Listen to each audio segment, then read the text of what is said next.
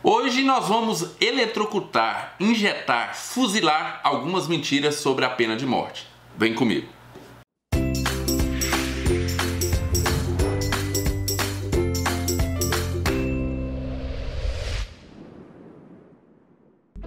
Olá pessoal, sejam muito bem-vindos ao canal Livros e Teologia. Meu nome é Rafael Pablo e hoje nós temos um livraço da editora Monergismo. O livro é Vida por Vida, a Pena de Morte no Banco dos Réus, do autor Ron Gleason. Esse livro é interessantíssimo, tem argumentos muito bons, mas eu preciso fazer um aviso, principalmente aos teolochatos aí de plantão. Cala a boca, tu é muito chato! Esse canal tem a finalidade, o objetivo de fazer você se interessar pelo livro e comprar o livro. Então minhas resenhas aqui nunca são exaustivas, eu nunca falo todo o argumento e nem me aprofundo em todos os argumentos apresentados no livro. Então já deixe claro que aqueles argumentos que eu vou passar aqui são somente alguns e o autor tem muitos outros argumentos e em alguns argumentos ele vai muito mais profundo do que eu falo aqui, ok? Tendo esse aviso, vambora porque o livro vale a pena.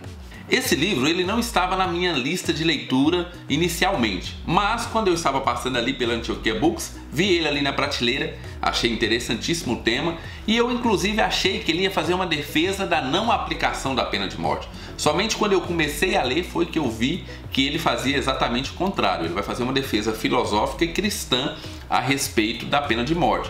Talvez um pouquinho política também. Mas o que ele vai defender? Ele vai defender que a pena de morte não só é aconselhável, como o próprio Deus determinou.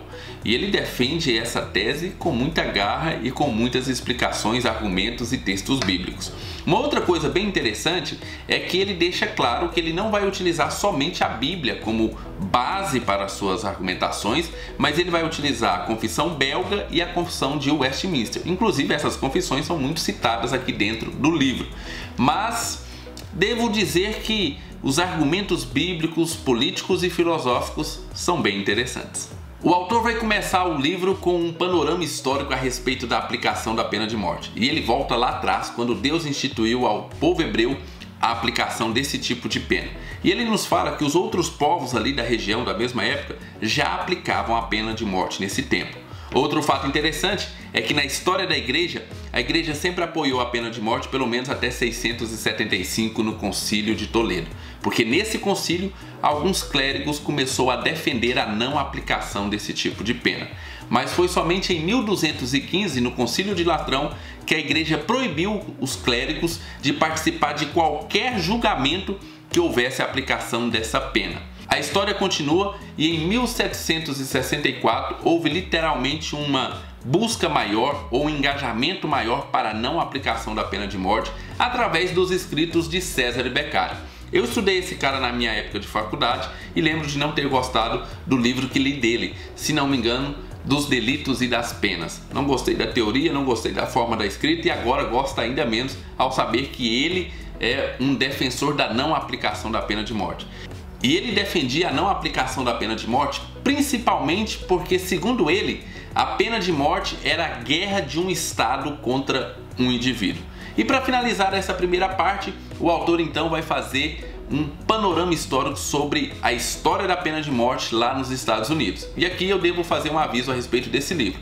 Todos os exemplos citados e questões relacionadas à política estão direcionadas aos Estados Unidos. Obviamente, o autor é de lá. Então, tem muito exemplo, mas exemplo voltado para os Estados Unidos. Isso não prejudica o livro, mas é só um aviso para você, porque muitas vezes as pessoas, mas ele só fala dos Estados Unidos. Óbvio, primeiro, porque lá tem pena de morte, aqui no Brasil não tem. Segundo, porque o autor é de lá. Mas eu achei interessantíssimo, inclusive, as questões políticas e legais que envolvem a pena de morte lá nos Estados Unidos.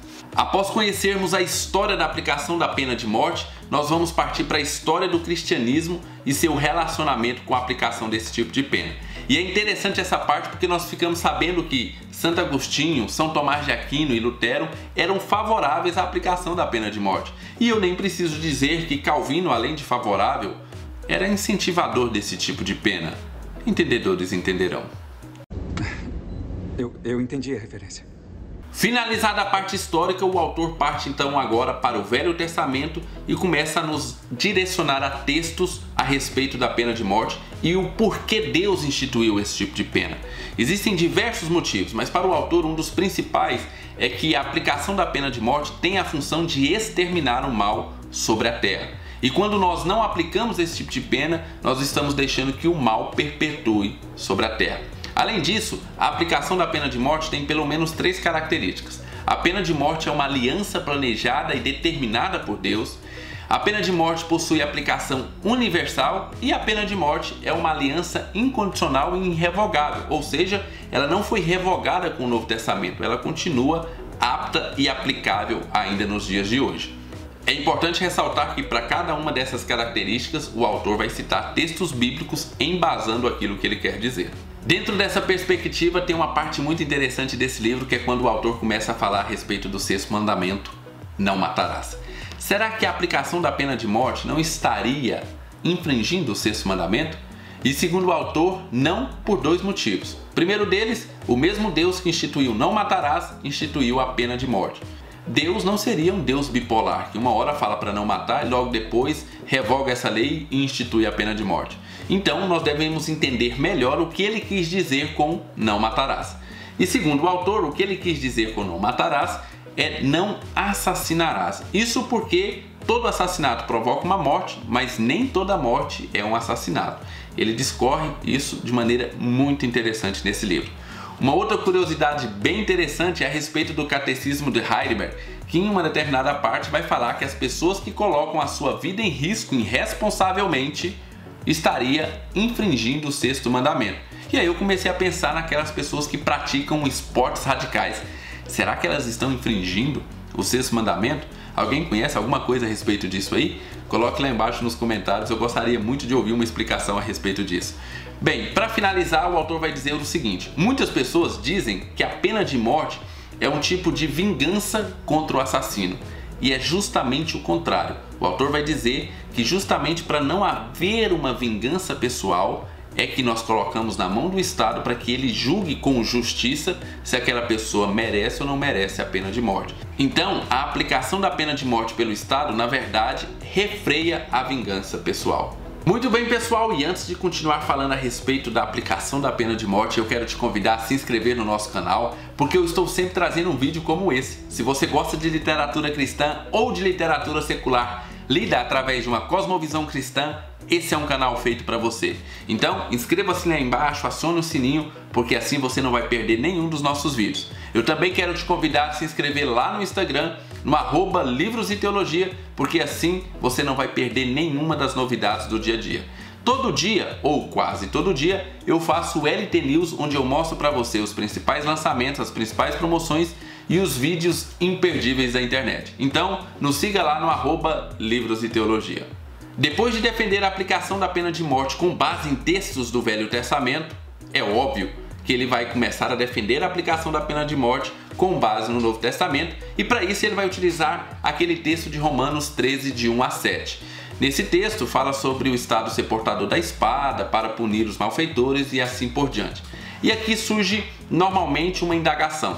Nós, como cristãos, não deveríamos apoiar a misericórdia do Estado com o assassino? Nós não deveríamos ser o primeiro a apoiar a misericórdia? E segundo o autor, nós devemos apoiar a misericórdia dentro da igreja, mas isso não é exigido e nem deve ser aceitável por parte do Estado. O Estado tem o dever, segundo Romanos, de punir o malfeitor. Então é isso que ele deve fazer. Inclusive o autor vai argumentar que os estados que não fazem isso, as nações que não fazem isso, vão prestar conta diante de Deus. Existem diversos outros argumentos a respeito de textos do Novo Testamento que o autor vai colocando aqui, mas que eu não vou colocar aqui no vídeo, porque senão esse vídeo vai ficar muito longo. O livro ainda conta com 2 ótimos capítulos e, para mim, os 2 melhores capítulos do livro. O primeiro deles é quando o autor pega cada uma das objeções seculares contrárias à pena de morte e responde uma a uma. Fantástico, sensacional as respostas que ele dá. Depois ele vai fazer a mesma coisa com as objeções cristãs. Pessoas que utilizam a Bíblia para embasar a não aplicação da pena de morte, ele vai responder também uma por uma. Muito interessante esses 2 últimos capítulos do livro, vale muito a pena você ler, se não por tudo isso que eu disse, por esses 2 últimos capítulos. No final ainda nós temos um resumo geral do livro e uma conclusão, e nós temos um apêndice sensacional onde o autor vai desmistificar aquela ladainha de que o assassino é um doente que merece ou que precisa ser reabilitado. Segundo ele, o assassino é um malfeitor que precisa ser punido. É só você não estuprar, não sequestrar, não praticar latrocínio que tu não vai pra lá. Muito bem, pessoal, eu espero ter gerado no mínimo curiosidade para que você leia esse livro, e para você que é contrário à pena de morte, eu te desafio a ler esse livro e continuar com a sua posição. Mas vamos agora aos pontos negativos do livro. Esse livro tem apenas um ponto negativo em um determinado argumento.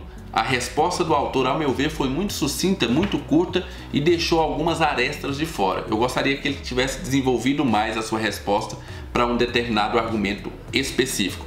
Mas esse é o único ponto negativo. Vamos à nota do livro. Vida por Vida, a pena de morte no banco dos réus, da editora Monergismo, vale 9 mochés. Isso mesmo, esse ano começou com o pé direito, uma leitura maravilhosa. Tá de parabéns, editora Monergismo, que livro sensacional. Trazer mais livros como esse, com assuntos polêmicos, que faz a gente raciocinar e pensar em coisas diferentes. Vale muito a pena, te indico demais, leia esse livro para você, no mínimo, tirar aí da sua cabeça algumas mentiras que você acredita sobre pena de morte. Vida por Vida é um livro pequeno, mas que possui fortes argumentações para a aplicação da pena capital, principalmente no caso de assassinato. A não punição exemplar desses casos está levando ao aumento do mal sobre a terra e desobedecendo a uma ordem expressa e clara do Deus Criador. Então, pessoal, ficou interessado nesse livro? O link vai estar lá embaixo, e comprando por esse link você ajuda o nosso canal a fazer mais vídeos como esse. Eu espero que você tenha gostado. Não esqueça de deixar o seu joinha. Fiquem com Deus, um abraço e até o nosso próximo vídeo.